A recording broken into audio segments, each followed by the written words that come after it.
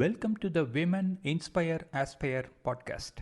In this episode, I talked to Shivani Shrivastava about marketing automation. Hi Shivani, thank you so much for accepting my invite to appear in the podcast. How are you doing today? I'm doing great, Venkat. Thank you for inviting me today. Okay, wonderful. So, could you please go ahead and tell a bit about your background, what you do, etc.? Sure, Venkat. So, I come from a small tribal town called Habua in Madhya Pradesh. I belong to a lower middle class family and I'm the eldest among my five siblings. We are four sisters and one brother. My father works as a clerk in the forest department, and my mother is a dedicated homemaker. I completed my schooling in my hometown, and later, after my schooling, I moved to Indore for higher studies, and where I pursued a Bachelor of Engineering in Electronics and Communication. After completing my engineering, I worked as a robotic consultant for almost 3 years, and I really enjoyed the work I was doing there. But when the COVID-19 pandemic struck, I transitioned into IT sector where I took up the role in business development and client servicing. It's at this time I was working in Indore, and later in 2021 I joined a Delhi-based marketing agency where I exposed myself working with e-commerce D2C brands, where I was doing helping with them influencer marketing, branding. I also worked with a lot of D2C brand who featured into Shark Tank India season 2 and got funding. Later, I enjoyed this work for a bit, and then I moved to Mumbai in 2023. And Mumbai, I was working with a media house, with a media production company, where I explored how does the production happen, how a movie shoot happens, how a web series is making. I was after working in Mumbai, while Mumbai is a quite fast city, I worked there a year, and after that in 2024 I moved to a fintech company where I'm working currently. We simplify business finance by offering streamlined and reliable financing solution, helping companies optimize their cash flow and enhance operational efficiency. So yeah, that's about me and my background. Okay, great. I was going through your LinkedIn profile and you mentioned about demand creation, marketing automation, customer Yeah, acquisition, all yeah. those things. So, what is Yeah. your approach in, say, let's say, demand creation? How do you go about it? So Venkat, right now I am taking multi-channel approach. So the one channel I am working with, it's LinkedIn. So I generate demand through LinkedIn ads. That is one thing. Apart from that, organically reaching out to the target audience and the target customer. This is the one channel. Apart from that, there's email marketing where it's a B2B company. So we send email to a targeted list of database where we found these people might be interested for our offering. So we try to create the intent there. And once I get the intent, I pass it to my sales team and they move ahead with the conversation. So there's a second channel. Third is the WhatsApp automation where we run WhatsApp campaign with the messaging and the offering we are having at my current org. So yeah. It's pretty interesting to hear about these channels that you have for the demand creation. Now, what are some big challenges that you face in approach that you have in demand creation? So the channel, since I'm working for B2B, the demand generation. So if we compare with D2C or B2C, in B2B, it gets bit difficult to approach the customer because you are directly dealing with the business owner. And in this case, I feel the process takes a bit longer time compared to the other segment. I'll say D2C because where the execution uh, does not take too much time, but here the process is gradual and it's a long term process where you are building customer, nurturing, and then prospecting and trying to create their intent, and then later at they are reaching the conversion stage where you are having a meeting with the particular audience that you are reaching, trying to reach out. Can you explain the role of marketing automation in driving demand creation? and how do you Uh, acquire customers by marketing automation? Sure. I'm using a CRM. I usually run a automated workflow journey.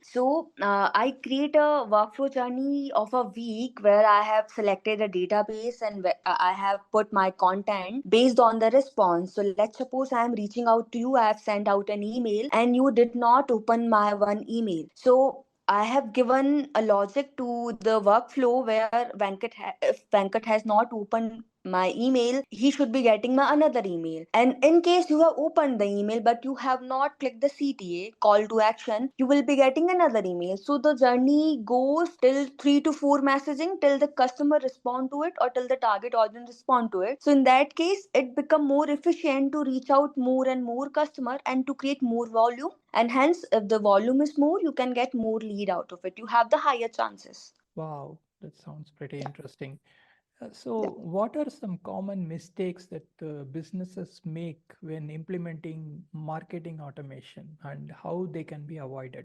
So while doing the workflow, there is a logic you have to put. If somebody has opened an email, they have to go with the next content. So if the logic is not correct, you might be misleading your prospect or you are likely to lose your particular potential customers. So, Yeah. what are the key metrics that you track to measure the success of your demand creation and customer acquisition campaigns? So the very first metric that we track, how many people have opened my email. So the very important metrics is open rate, and after open rate, how many people have actually clicked on it. On my CTA, when I say click on it, and after clicking on my CTA, how many people have filled out my form or the inquiry. So that's how the flow works, and these are the KPI that we usually indicate when we are running email marketing campaign. Okay, great.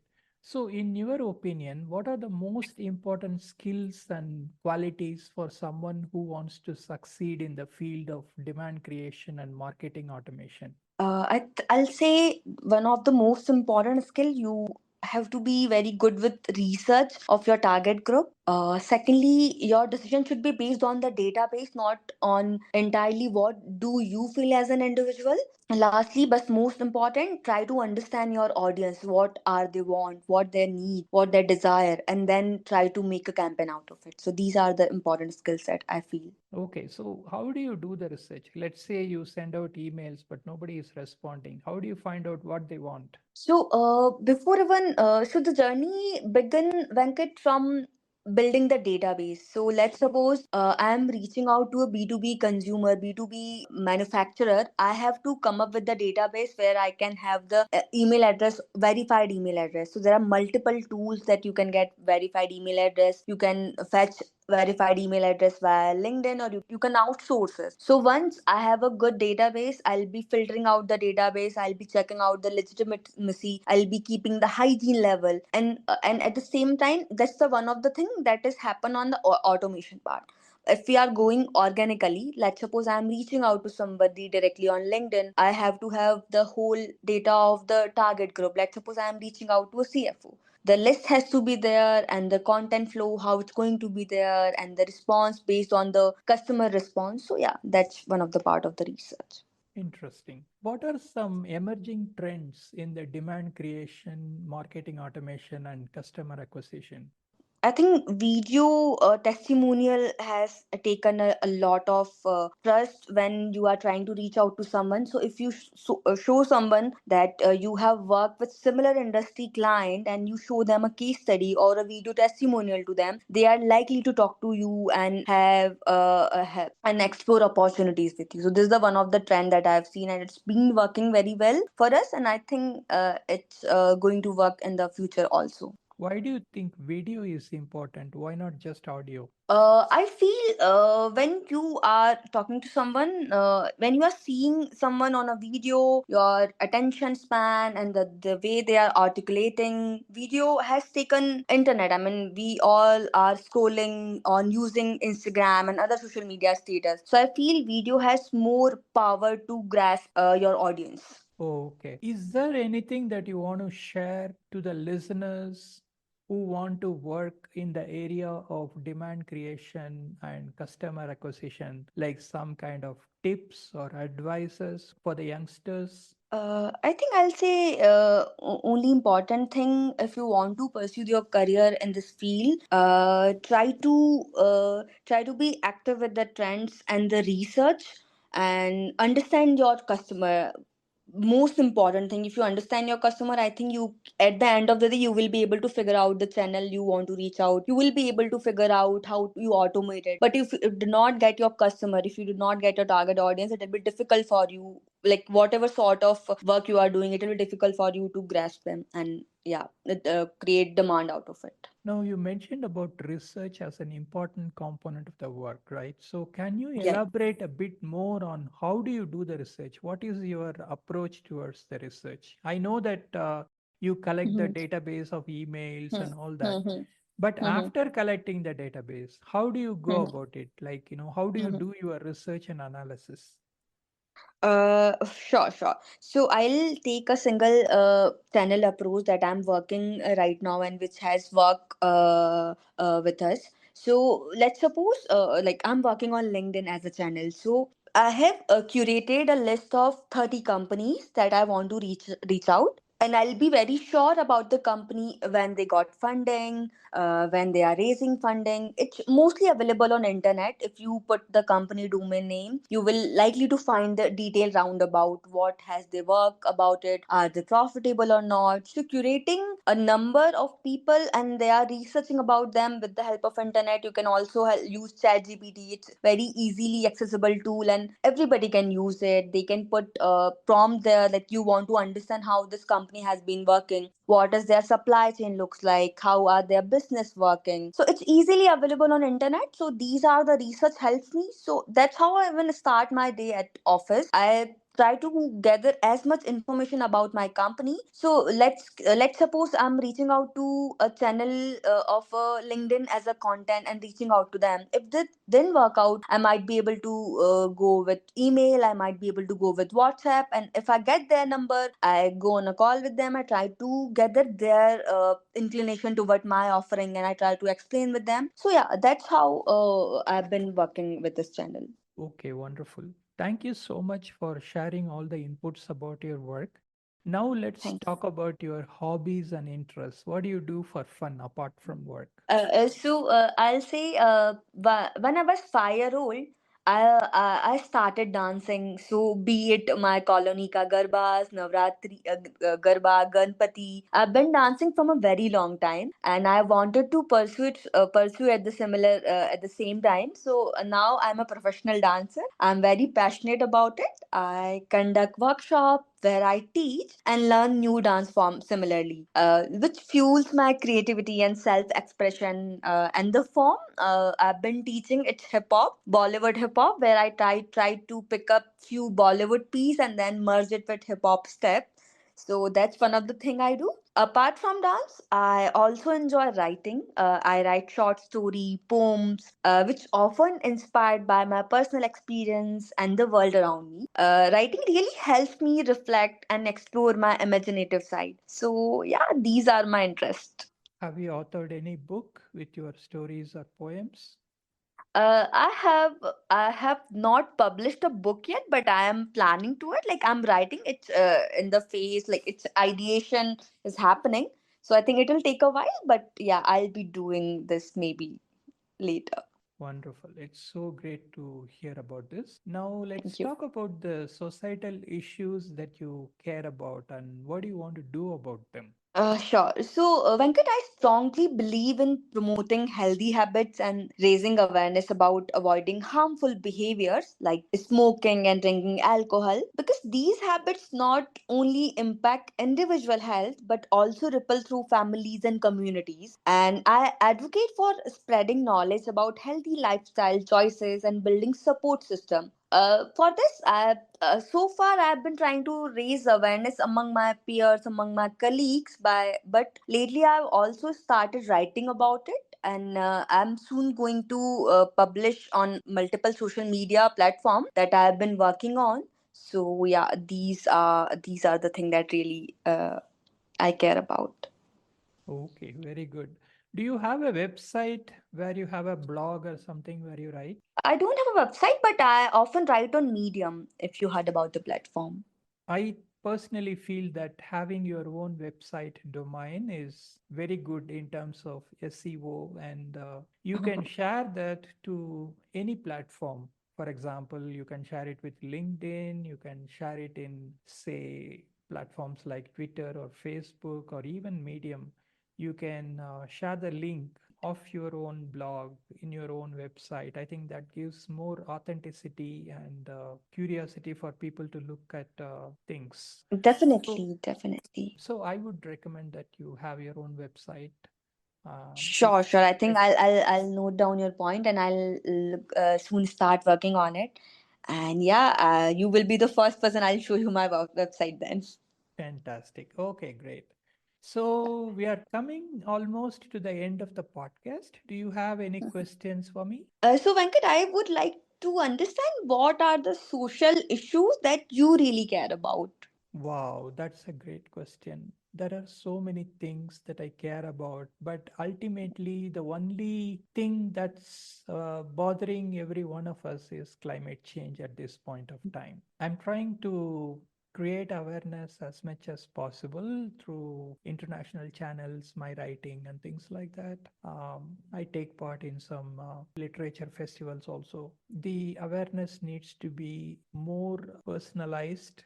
Everybody needs to talk about it. Mhm, Everybody need to act on mhm, it. They need to be mhm, aware of the causes that are causing this and how they can act upon it on an individual basis. So that is my whole crust of writing short stories on climate change. In my first book also, I have a couple of stories that are towards climate action, how individuals are taking action, how do they protect their local communities from mhm, the climate change. The action could be protection as well mhm, as preventing the bad actors from mhm. causing damage to the climate. So there are two aspects to it. So the stories that I have written so far primarily focus on the positive actions that people take. I have not written about the acting against the bad actors, which might be a theme for my future novel, which I'm working on. So my focus right now is on climate change and climate action. That is the primary cause that I'm looking at in my writing. Yeah. I think I have a follow-up question. So, what advice would you give to a normal people like me to, I mean, help sort of to not be a part of where we can have a healthy lifestyle and even in terms of climate change? So, what would advice would you give? So that totally depends on your individual circumstance, where you are, what you do, what Mm-hmm, is your local situation, and so on. I cannot give a blank solution saying that, you mm-hmm, have to do this, plant mm-hmm, trees or something like that. It's good to plant trees, but at the same time, mm-hmm. you have to look at your local situation and see what is going on there Definitely. and what kind of trees you want to plant, what is your local geography, what is the history Mm-hmm, behind how the area has been, what are the other circumstantial factors that are affecting the local area, who are the players, what mm-hmm. is happening in that area. All those things needs to be considered and studied, and so the individual needs to look at those factors before deciding what action needs to be taken. If you ask me to advise you on what I can do, I would say, look at your area and see what's going on, and then we'll talk about it, and we will see what kind of action can be taken for your localized situation. Got it, got it. Yeah, that was quite insightful for me. Great. So thank you so much for accepting the invite and again spending time in the podcast. I wish you all the best. You have come a long way in your career, and I wish you all the best for future advances too in your career as well as whatever you aspire to do in life. Thank you Sure, so sure. much. Please take care and bye bye. Yeah, thank you so much, Venkat. Thank you for having me. Thank you. That was a great podcast with Shivani Shrivastava. Please subscribe to this channel and follow it for more awesome podcasts. Opinions expressed by the guests in this podcast are their own. The host or the sponsors of the podcast do not condone the opinions expressed by the guests or the actions arising out of those opinions. Any decisions or actions that the listeners might take as a result of listening to this podcast must be based on their own judgment and will be at their own risk.